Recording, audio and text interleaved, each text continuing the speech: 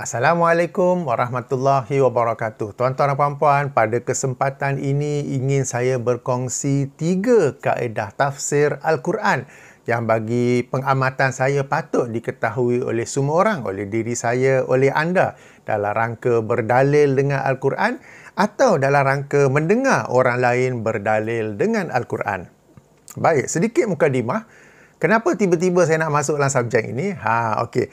Dalam video-video saya, biasa saya kemukakan ayat-ayat Quran sebagai dalil.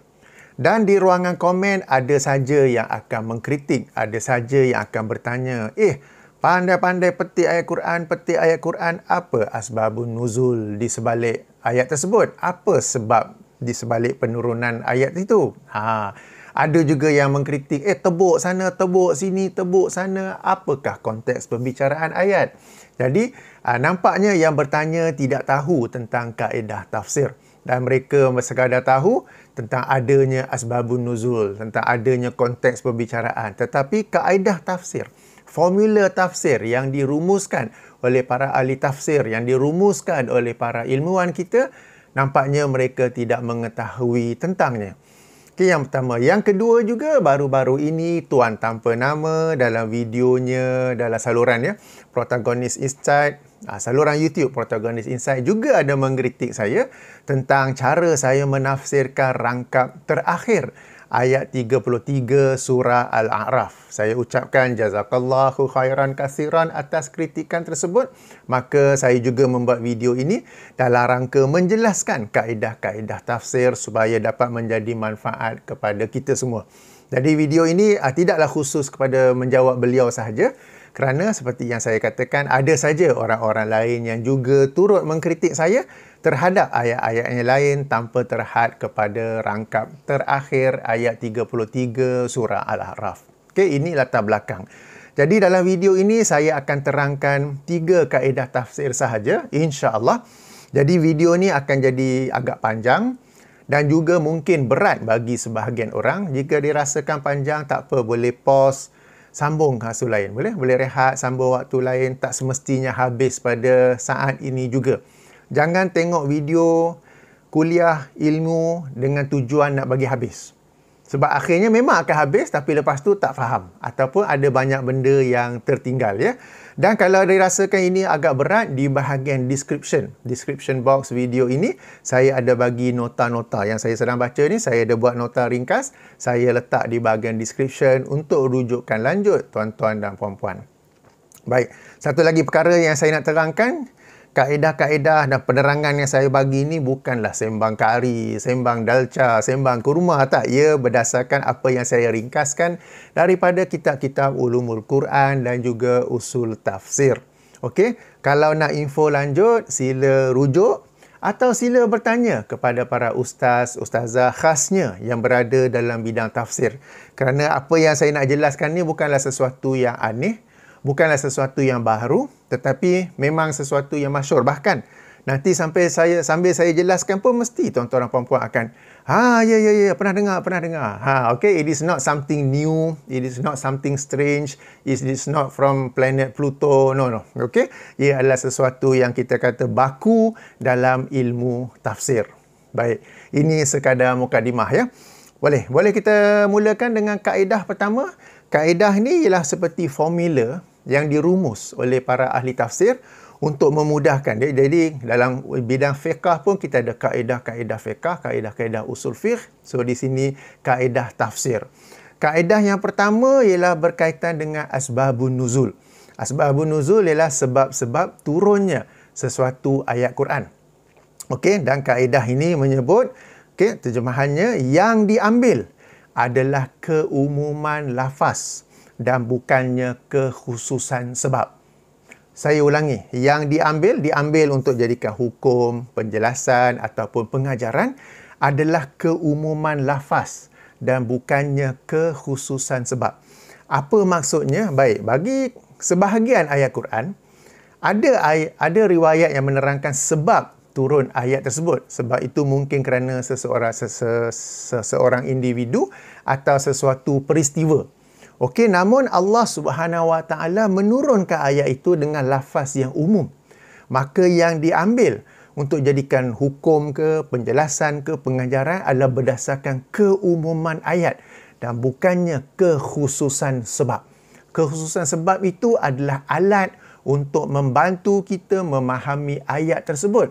Tetapi asbabun nuzul ataupun sebab turunnya ayat bukanlah syarat yang membatasi ayat itu, yang membatasi maksud ayat itu. Ini adalah kaedah yang dipegang oleh jumhur. Ada segelintir yang tidak bersetuju dengan kaedah ini, tetapi ia telah pun dijelas ataupun dikritik oleh antara lain oleh Imam As-Sayuti yang wafat tahun 911 Hijrah.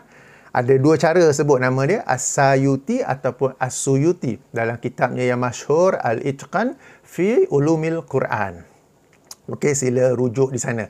Beliau telah bandingkan dua-dua hujah dan beliau berkata yang benar ialah kaedah yang saya baca tadi. Yang dia ambil adalah keumuman lafaz dan bukannya kekhususan sebab.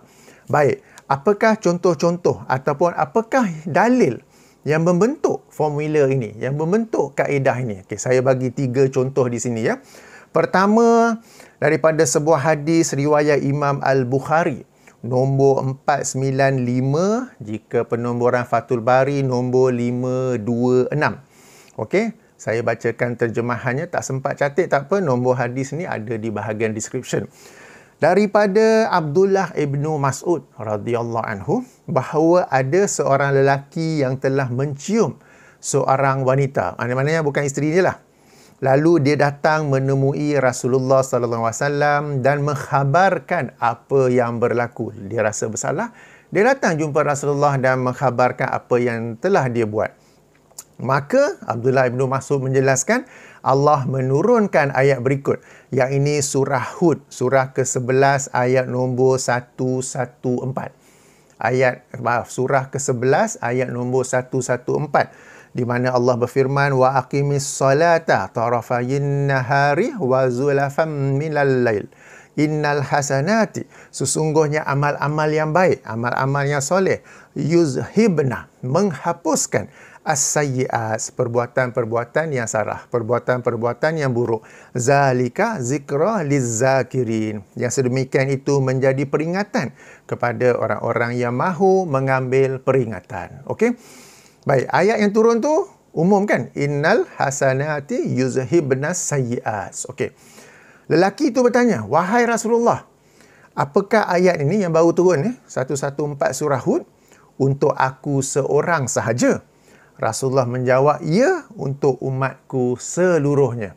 Okey. Jadi ayat ini 114 surah Hud ada sebab turunnya tentang seorang lelaki yang telah mencium seorang wanita yang sepatutnya tidak halal untuk dia cium.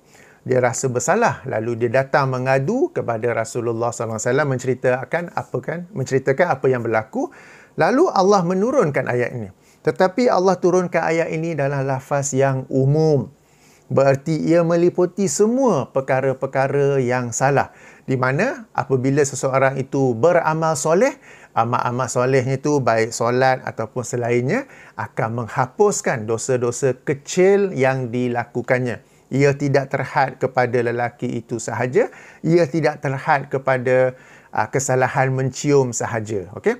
Ini dosa kecil. Kalau dosa besar, kena bertaubat. Ini satu contoh bagaimana ada asbabun nuzul, ada sebab turunnya ayat, tetapi lafaznya adalah umum. Maka pengajaran yang kita ambil adalah berdasarkan keumuman lafaz dan bukannya kekhususan sebab. Kita tak boleh kata tak ayat ni untuk si fulan tu saja, untuk kes cium saja, kes lain tak boleh. Tidak, sebab Allah menurunkan ayat itu dengan lafaz yang umum. Baik. Contoh kedua. Okey, saya cuba bagi 3 contoh. Contoh kedua ialah seorang sahabat Nabi sallallahu alaihi wasallam bernama Hilal bin Umayyah yang telah menuduh isterinya berzina dengan seorang sahabat lain bernama Syarik bin Syama'. Okey. Lalu beliau membawa perkara ini kepada Rasulullah sallallahu alaihi wasallam dan Allah pun menurunkan ayat ke-6 hingga ayat ke-9 daripada surah An-Nur, surah yang ke-24. Kisah ini agak panjang, boleh rujuk dalam Sahih Al-Bukhari, hadis nombor 4378 atau penomboran Fathul Bari nombor 4747. Okey, tapi ayat yang turun ini bersifat umum. Yang ni kita sebut apa? Li'an kan? Ada qazaf, ada li'an. Okey.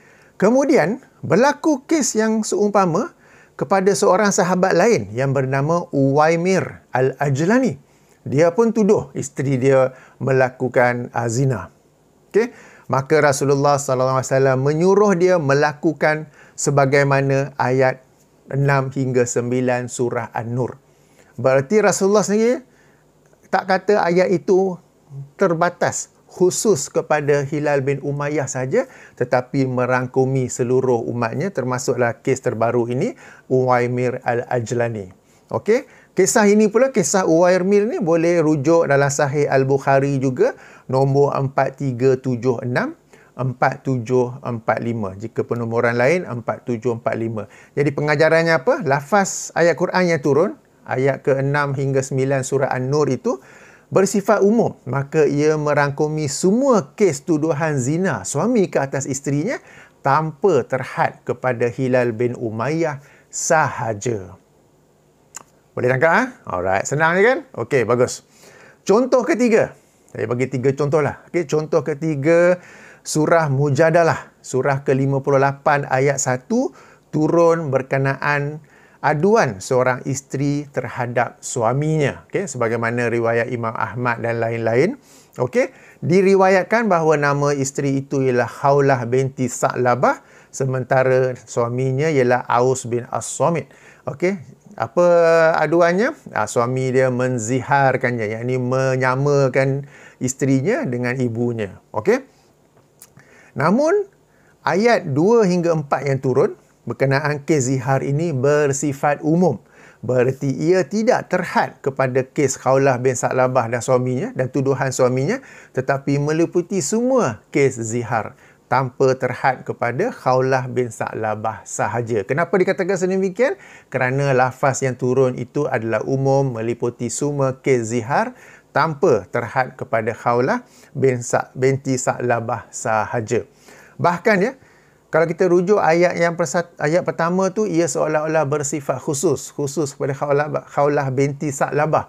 Tetapi ayat 2, 3 dan 4 bersifat umum.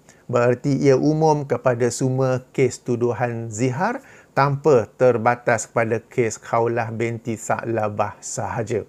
Okey, jadi ini beberapa pengajaran tafsir. Berdasarkan kaedah pertama, iaitu yang diambil adalah keumuman lafaz dan bukannya kekhususan sebab.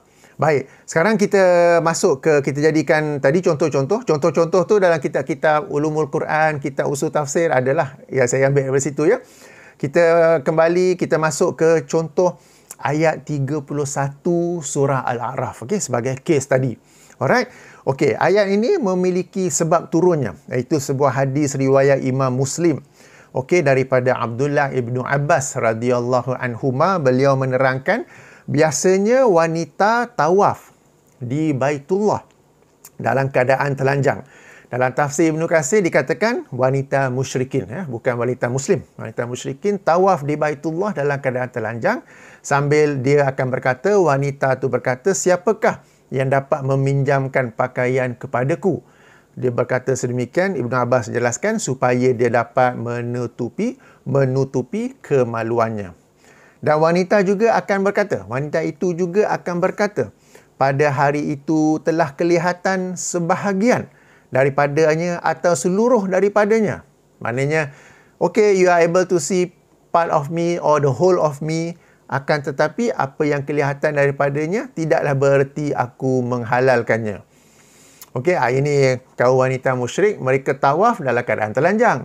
Tapi bila lelaki duk tengok, kata, no, aku bukan nak halalkan tu engkau tak. Ini aku nak beribadah dengan cara yang sedemikian ni, dengan cara telanjang ya. Maka turunlah ayat berikut, yang ini ayat 31 surah Al-A'raf. Okey, demikian sebab turun ayat ni berdasarkan hadis riwayat Imam Muslim. Baik, mari kita rujuk ayat yang dimasukkan itu, surah Al-A'raf, surah nombor 7, ayat nombor 31. Kita telah baca sebab turunnya, tapi tengok, Allah menurunkannya dengan lafaznya khusus kepada tawaf atau umum. Okey, mari kita rujuk. Allah berfirman, "Ya bani Adam, khuzu zinatakum inda kulli masjidin wa kulu washrabu wa la tusrifu innahu la yuhibbul musrifin." Ya bani Adam, wahai anak Adam, wahai manusia, berarti ia merujuk kepada seluruh manusia, baik muslim atau non-muslim. Khuzu zinatakum. Terjemahan harfiah, ambillah perhiasan kamu. Maksudnya pakailah pakaian yang indah, pakailah pakaian yang baik. Inda kulli masjidin. Terjemahan harfiah, di sisi setiap masjid. Maksudnya apabila setiap kali kamu memasuki masjid. Lafaz umum bererti memakai pakaian yang cantik, memakai pakaian yang bagus, juga yang menutup aurat. Tidak terhad kepada tawaf di Baitullah sahaja. Tetapi lafaz umum kan, berarti setiap kali anda hendak memasuki mana-mana masjid di bumi ini, baik untuk urusan solat ke, urusan kelas pengajian ke, atau apa-apa lain, pakailah yang indah.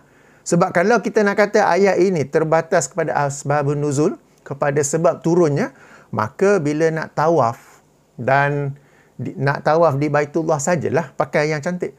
Kalau selain itu tak payah cantik, tak. Okey, ingat apa kaedahnya? Yang diambil sebagai hukum, sebagai pengajaran ialah keumuman lafaz dan bukannya kekhususan sebab. Kalau sebabnya khusus, tawaf di Baitullah, Allah suruh pakai yang cantik.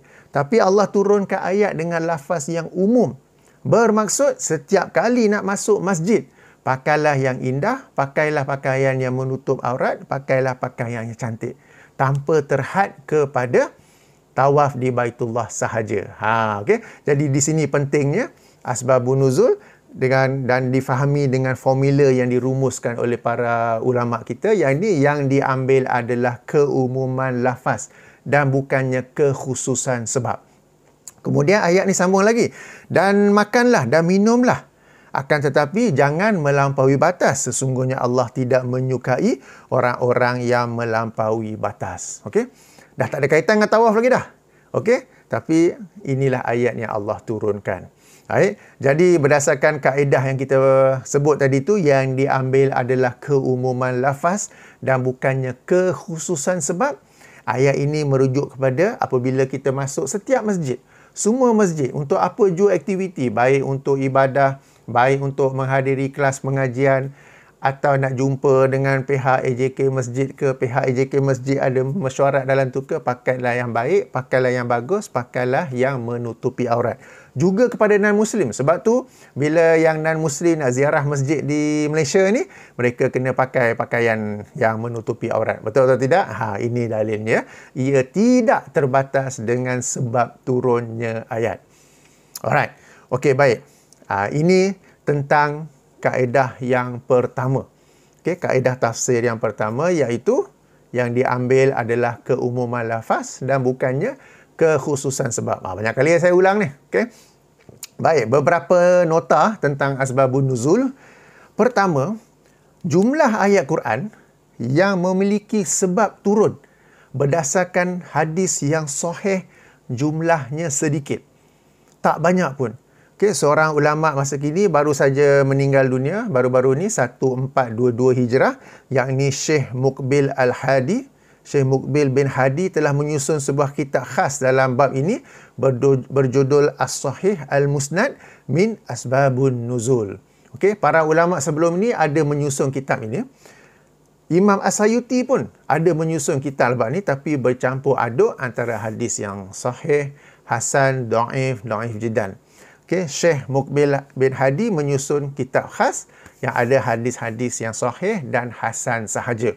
Dan kalau kita lihat jumlahnya sangatlah sedikit, jumlah riwayat yang ada.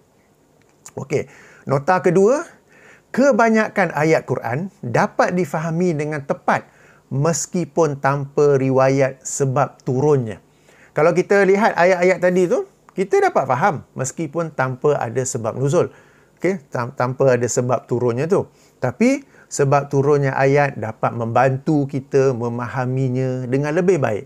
Justru ada satu poin sangat penting saya nak tekankan di sini ialah Asbabun nuzul bukanlah syarat memahami sesebuah ayat, tetapi ia salah satu alat bagi membantu memahami sesebuah ayat. Saya ulangi ya. Asbabun nuzul bukanlah syarat bagi memahami, bukanlah syarat bagi mentafsir sesebuah ayat, tetapi ia salah satu alat bagi membantu memahami sesebuah ayat. Sebab kalau nak dikatakan asbabun nuzul ini syarat tafsir, syarat faham, banyak ayat Quran tak ada sebab turunnya. So, macam mana tak boleh nak tafsir? Tak, kita ada banyak kaedah-kaedah tafsir yang lain. Jadi, asbabun nuzul ni salah satu alat membantu kita menafsir, kita memahami ayat. Ia bukan syarat menafsirkan ayat itu. Okey. Oleh itu, poin ketiga, nota ketiga, jangan bimbang jika ada ayat tersebut tidak ada riwayat sebab turunnya yang sahih, kerana kita ada kaedah-kaedah lain untuk memahami ayat tersebut. Baik, ini penting. Kenapa nota ni penting?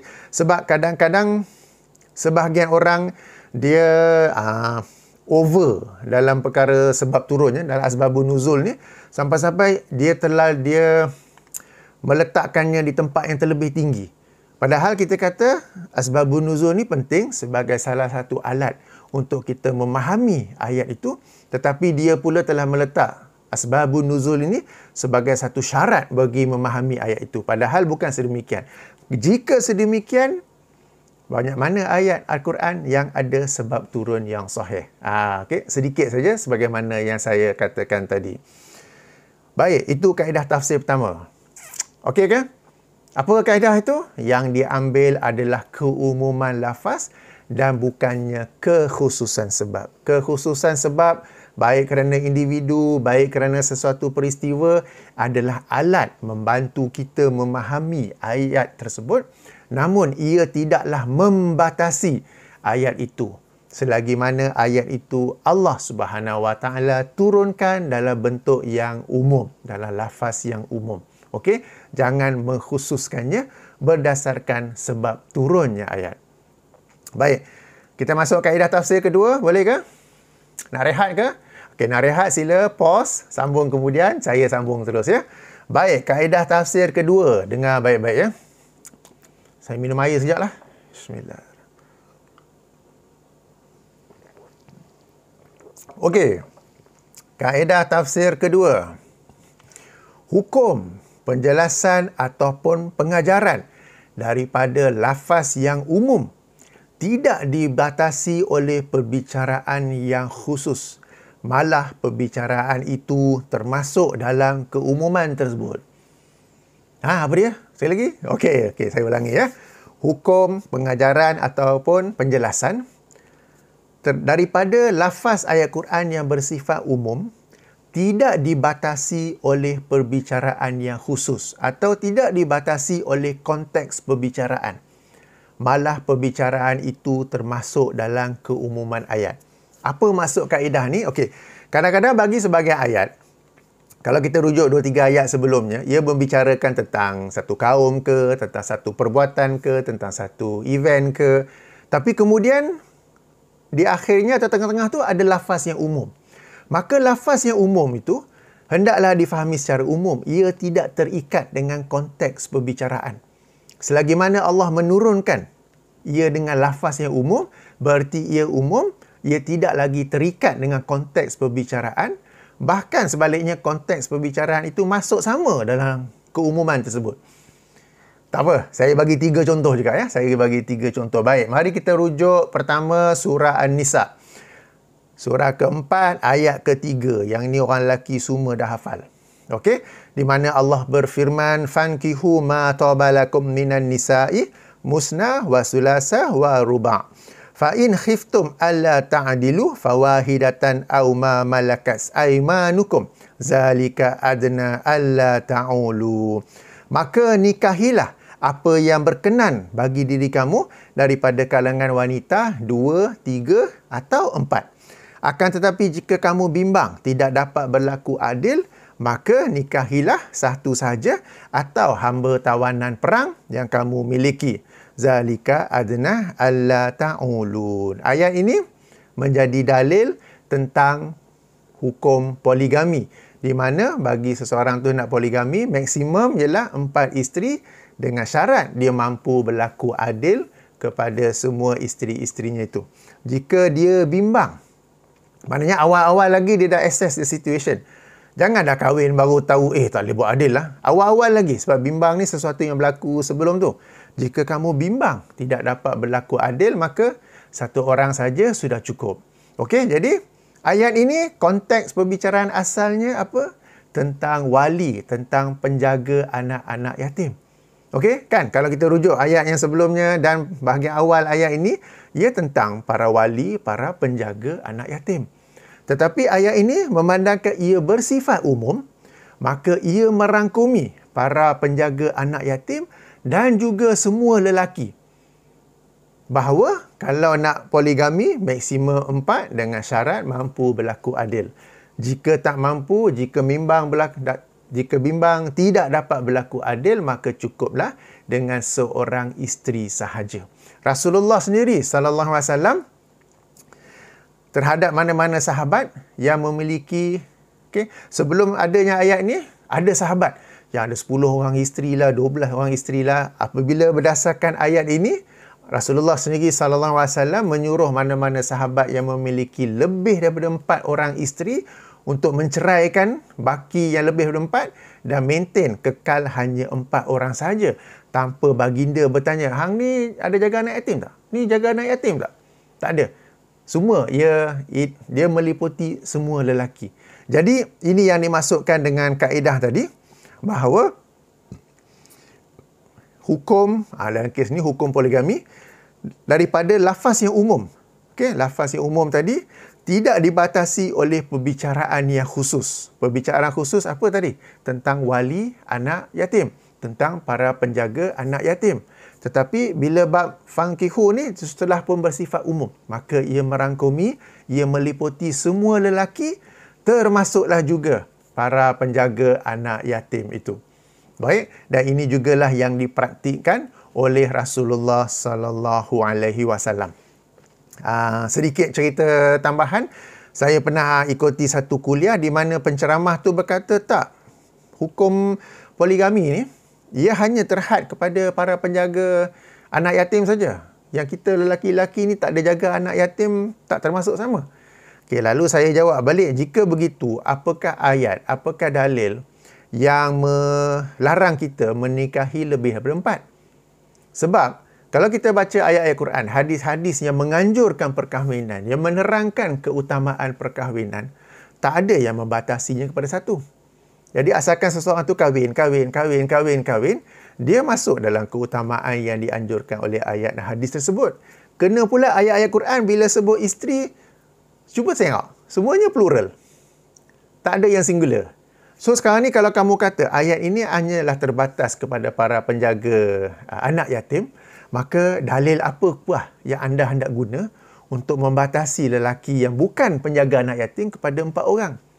Itu yang pertama. Yang kedua, ini saja ayat yang menjadi dalil hendaklah bersikap adil. Jika kamu kata hanya para penjaga anak yatim yang boleh kahwin 4 dan bersikap adil, maknanya lelaki lain yang tak jaga anak yatim boleh kahwin lebih daripada 4 dan mereka tak perlu bersikap adil.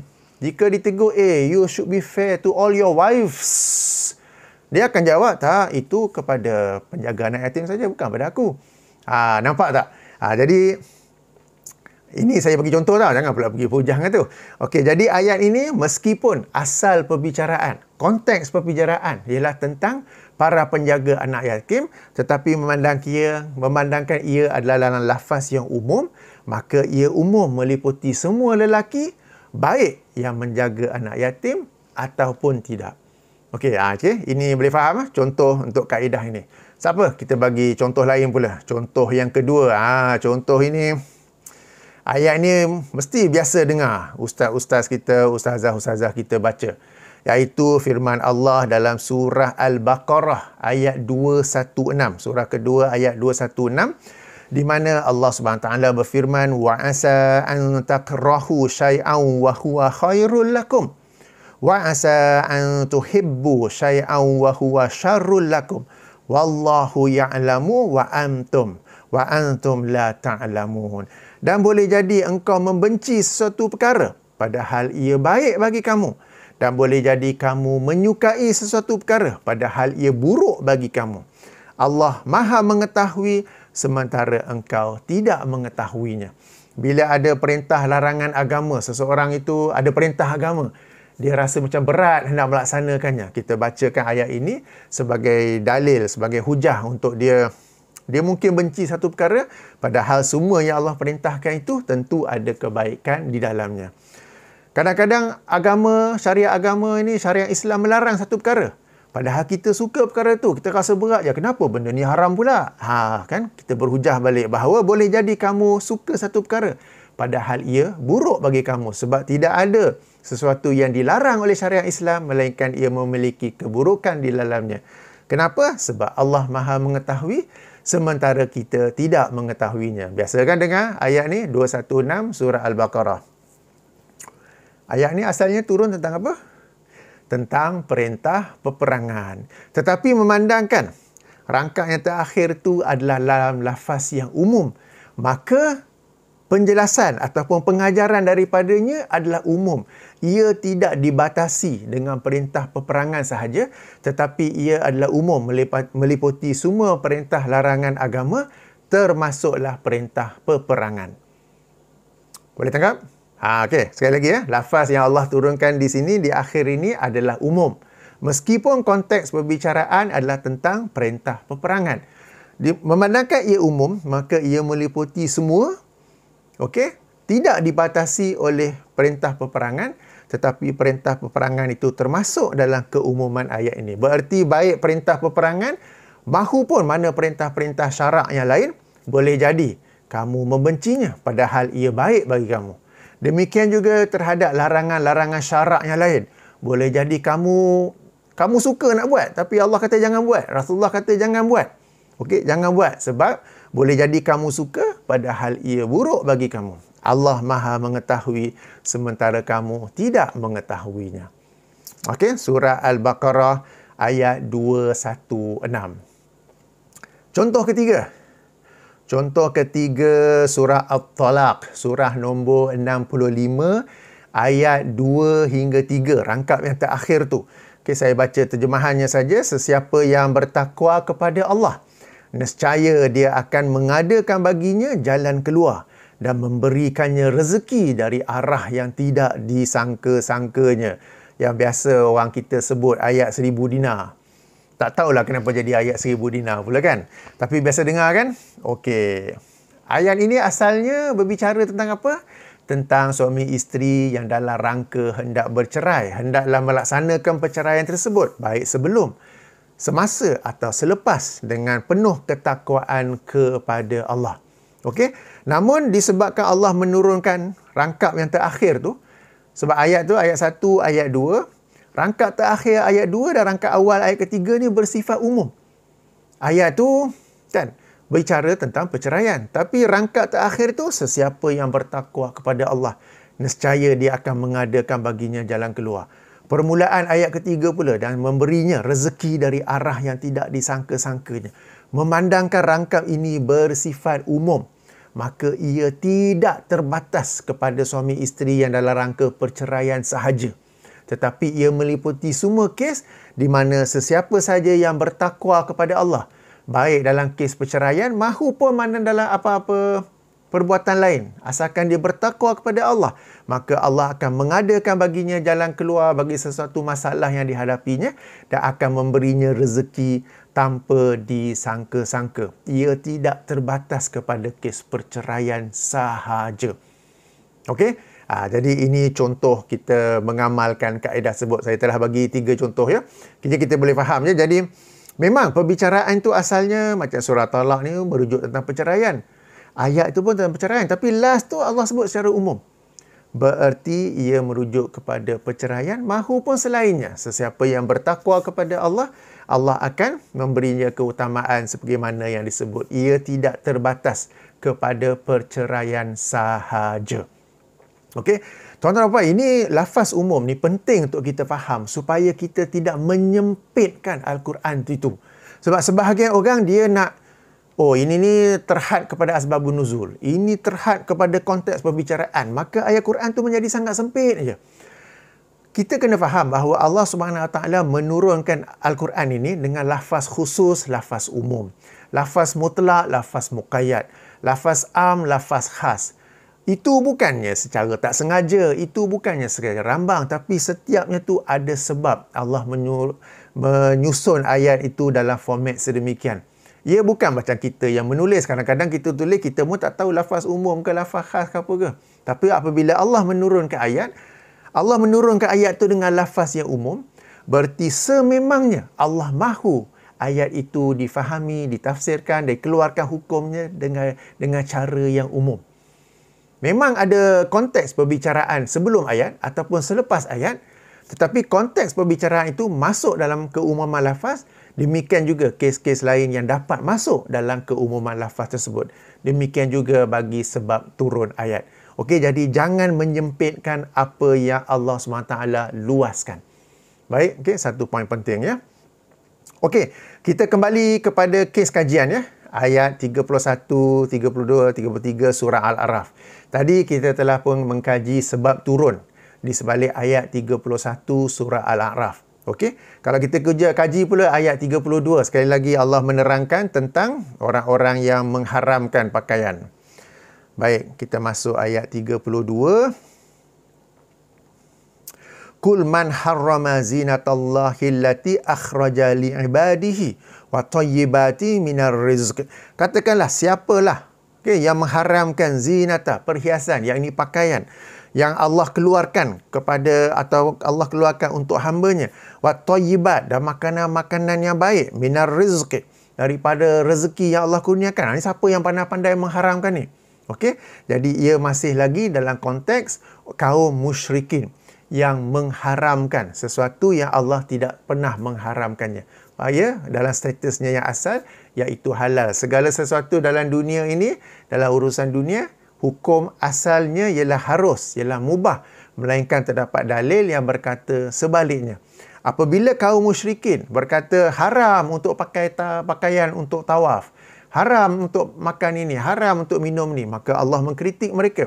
Allah bertanya dengan soalan yang berbentuk mengingkari, istifham ingkari ya. Kul man harrama zinatallah.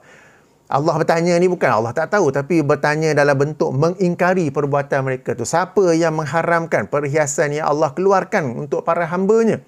Dan tayyibat, at-tayyibas, makanan-makanan, minuman-minuman yang baik daripada rezekinya.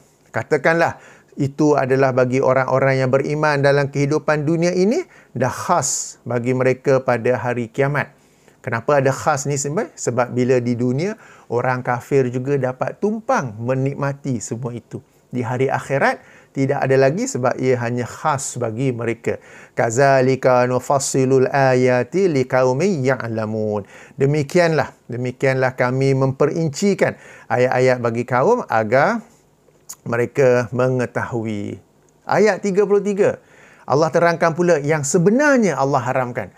Okay, yang sebenarnya, yang 31, 32 tu Allah tak haramkan. Orang kaum musyrikin yang pandai-pandai mengharamkannya.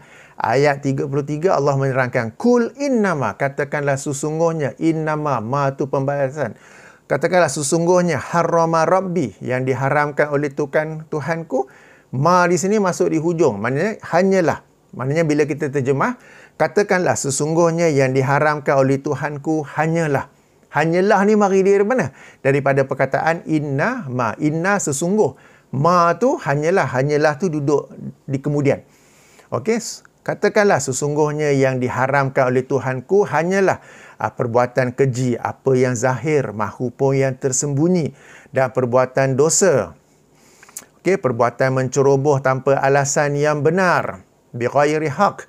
Dan apa yang diharamkan oleh Allah ialah mensyirikkannya dengan apa yang tidak diturunkan bukti.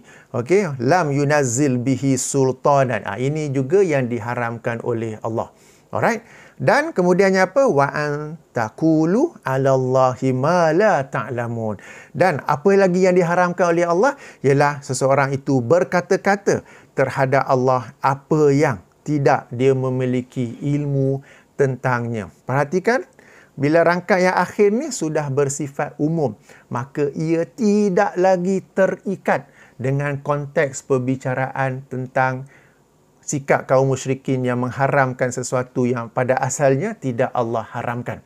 Perhatikan rangkap terakhir ni, dia macam tadi surah At-Talaq tu, ayat 1, ayat 2 bincang tentang perceraian. Tapi rangkap terakhir ayat 2 tu dah bincang tentang orang-orang yang bertakwa. Ya Allah memudahkan baginya segala jalan, merezekikannya kan. Sama juga. Walaupun 31, 32, 33 membicarakan apa yang Allah haramkan, 31, 32 khusus tentang mereka yang mengharamkan apa yang Allah tak haramkan. Asalnya adalah halal. Tapi rangkap akhir ni telah menjadi umum. Iaitu seseorang itu berkata terhadap Allah apa yang dia tidak memiliki ilmu tentangnya. Bererti rangkap terakhir ini tidak lagi terikat dengan konteks perbicaraan. Tetapi konteks perbicaraan itu termasuk dalam keumuman lafaz. Maksudnya apa? Okey. Dan yang diharamkan itu orang-orang yang berkata terhadap Allah. Yang ni dia berkata Allah haramkan itu, Allah haramkan makanan ini, haramkan minuman ini, Allah haramkan pakaian ini. Okey? Dan juga apa-apa lain yang dia berkata tentang Allah padahal dia tidak memiliki ilmu tentangnya. Ilmu di sini ialah daripada Al-Quran dan As-Sunnah. Ia tidak lagi terbatas kepada pakaian dan makanan dan minuman. Ia tidak lagi terbatas kepada perkara-perkara yang berkaitan dengan halal haram, tetapi segala yang diperkatakan tentang Allah tanpa ilmu. Ya, sebab lafaznya umum. Dan sini kita akan masuk kepada kaedah yang ketiga. Jadi poin penting di sini ialah ia tidak terbatas dengan konteks perbicaraan. Sebab ingat, kalau Allah nak ia terbatas pada konteks perbicaraan, Allah sendiri akan menurunkan ia dalam bentuk yang terbatas kepada konteks perbicaraan, iaitu dalam konteks mengharamkan sesuatu yang asalnya halal. Okey, dan ini Allah telah terangkan dalam ayat 31, Allah re-emphasis, beri penekanan semula dalam ayat nombor 32 ataupun lebih tepat dalam ayat nombor 32.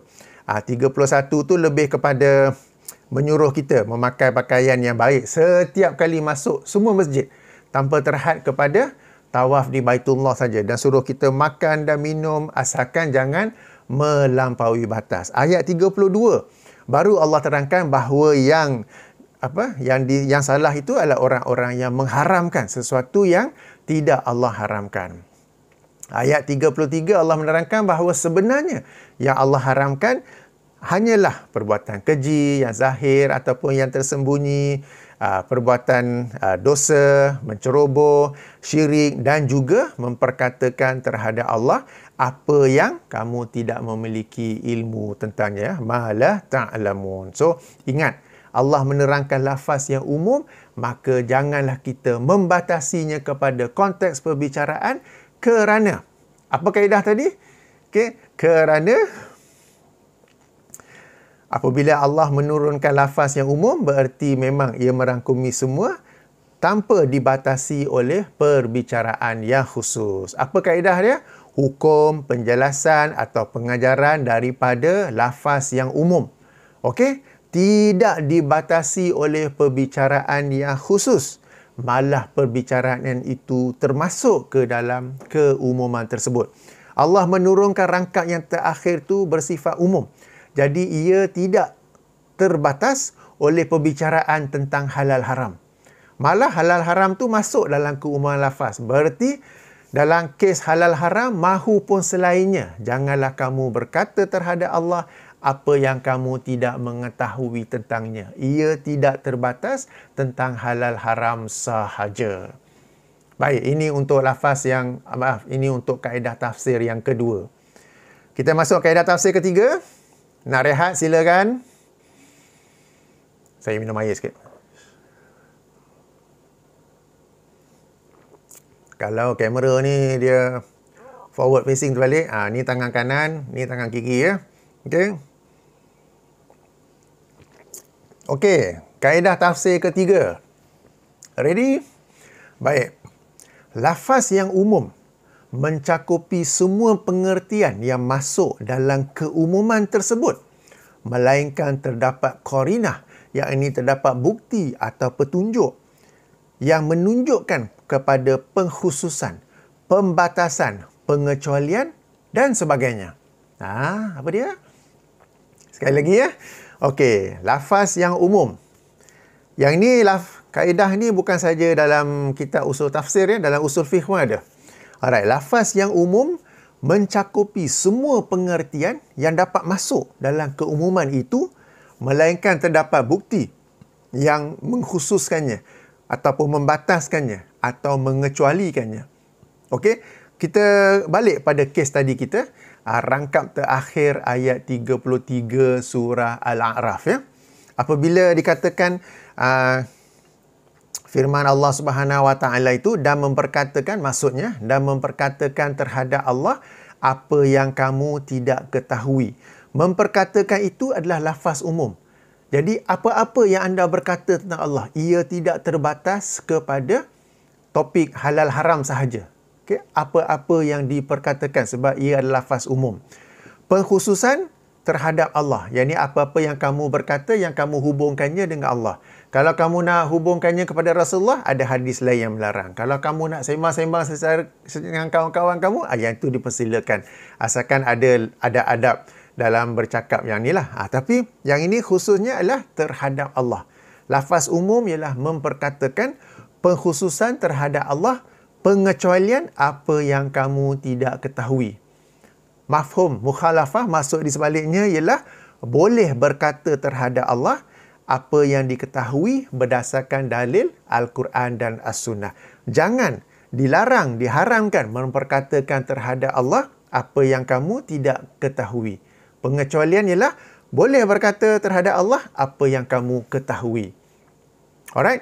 Jadi dalam konteks ini ialah jangan memperkatakan apa-apa tentang Allah, baik tentang nama-namanya, baik tentang sifat-sifatnya, baik tentang perbuatan-perbuatannya, baik tentang syariatnya, baik tentang hukum halal haramnya.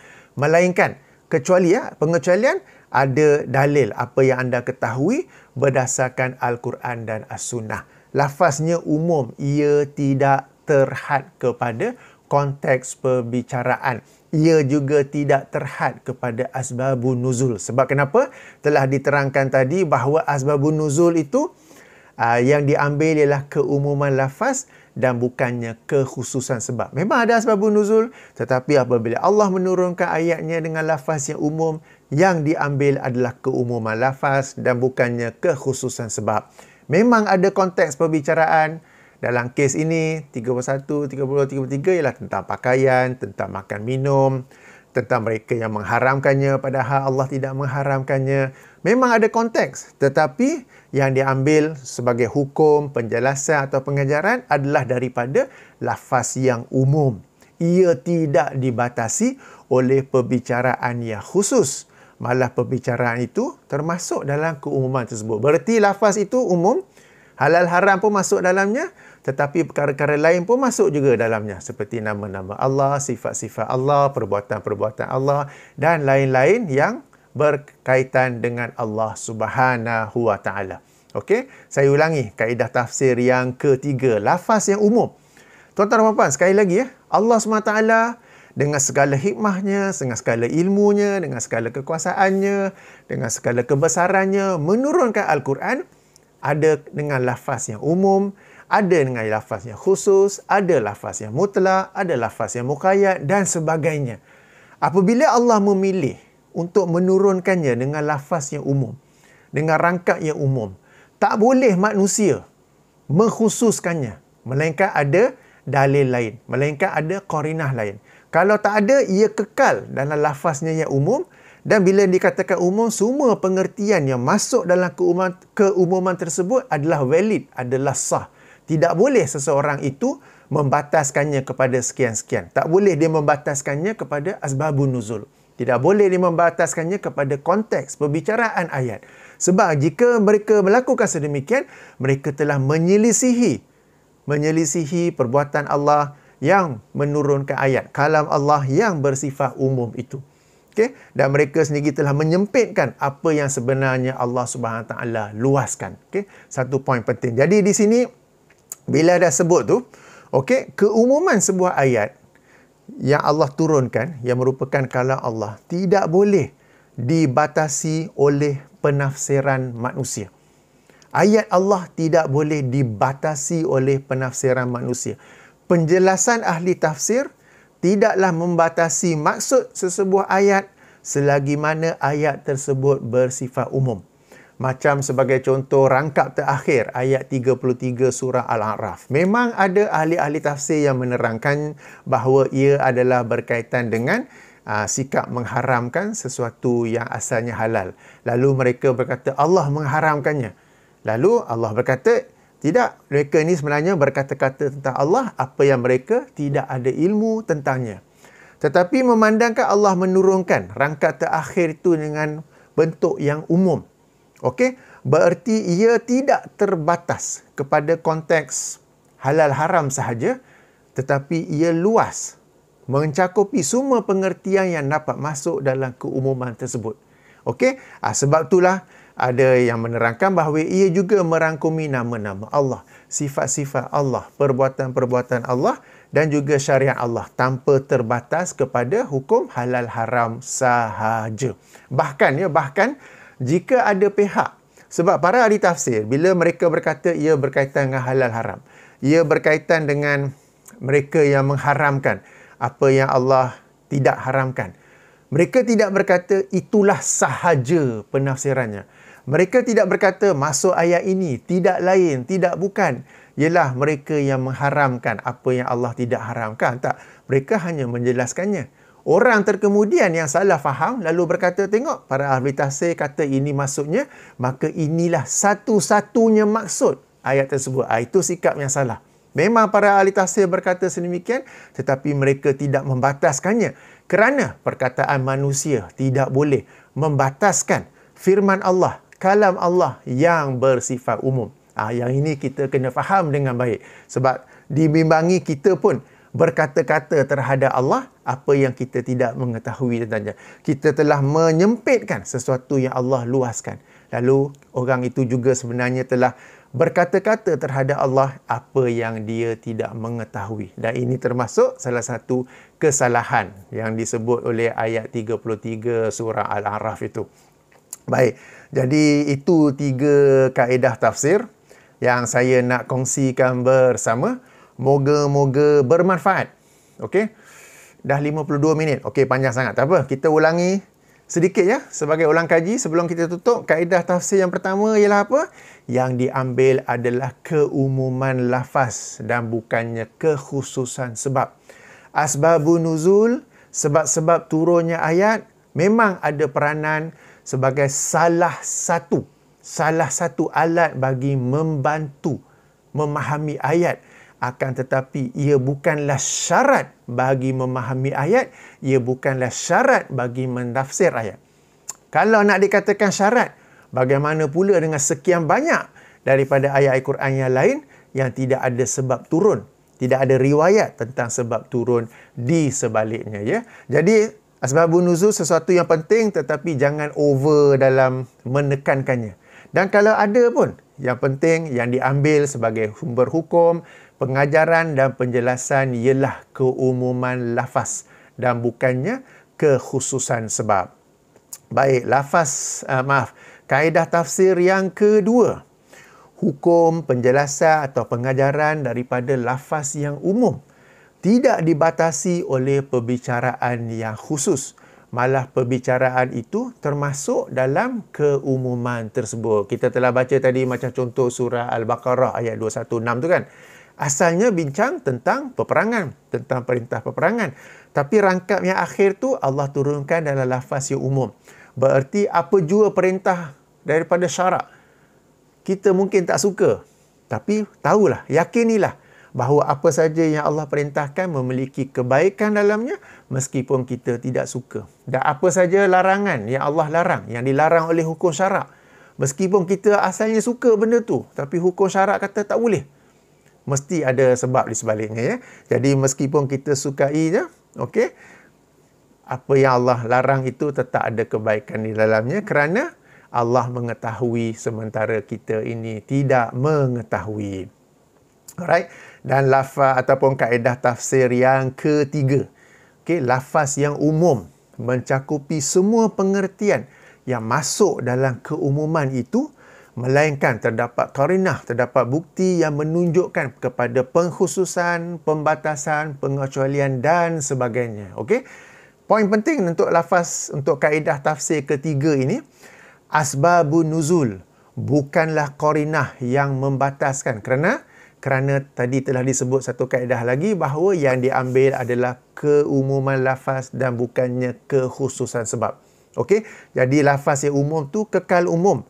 Ia tidak boleh dikhususkan oleh asbabun nuzul. Sama juga lafaz yang umum kekal umum. Ia tidak boleh dibatasi oleh konteks perbicaraan ayat itu asalnya. Sebab ayat itu memang khusus, Allah turunkan khusus untuk satu kes.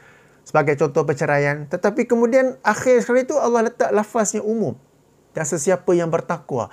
Jadi bertakwa itu dalam kes perceraian, mahupun selainnya. Ia tidak lagi terbatas kepada perceraian sahaja. Sesiapa yang nak membataskannya, dia sebenarnya menyempitkan apa yang Allah SWT telah meluaskan. Bahkan dialah yang sebenarnya berkata-kata terhadap Allah apa yang Allah tidak, apa yang dia sebenarnya tidak ketahui, apa yang Allah tidak beri ilmu kepadanya. Dialah yang termasuk dalam rangkap terakhir ayat 33 surah Al-A'raf tersebut, ya. Dia yang sebenarnya mengharamkan apa yang tidak pernah Allah haramkan. Sebab Allah turunkan dengan lafaz umum, tapi dia nak membataskannya. Memang sebahagian ahli tafsir ada berkata bahawa yang dimasukkan ialah dalam bab halal haram. Tetapi mereka tidak berkata itulah satu-satunya tafsiran bagi rangkap terakhir ayat 33 surah Al-A'raf. Tentang ayat 33 surah Al-A'raf tu ada penjelasan yang sangat baik oleh Imam Ibnul Qayyim dalam kitabnya Madarijus Salikin. Okey, ada pembincangan yang menarik di sana. Bahkan beliau juga menjelaskan kenapa rangkap terakhir tu dosa kesalahannya lagi besar daripada syirik. Sebab itu Allah tu susun mengikut tertib. Sepatutnya dosa kesalahan yang paling besar ialah syirik. Tapi syirik tu nombor 2, ada yang lagi besar kesalahannya, ya. Dalam kitabnya Madarijus Salikin. Dalam kitabnya I'lam Al-Muwaqi'in ada juga Imam Ibn Qayyim menjelaskan tentang ayat 33 surah Al-A'raf tersebut, ya. Baik, sudah pun hampir sejam. Moga-moga berbantu. Ini hanyalah 3 daripada sekian banyak kaedah-kaedah tafsir. Kaedah-kaedah tafsir tidak terbatas kepada 3 ini saja. Tapi bagi saya 3 ini yang patut kita ketahui dalam rangka berdalil dengan Al-Quran dan juga dalam rangka apabila kita mendengar orang lain berdalil dengan Al-Quran. Baik, moga-moga bermanfaat. Dah kot dah.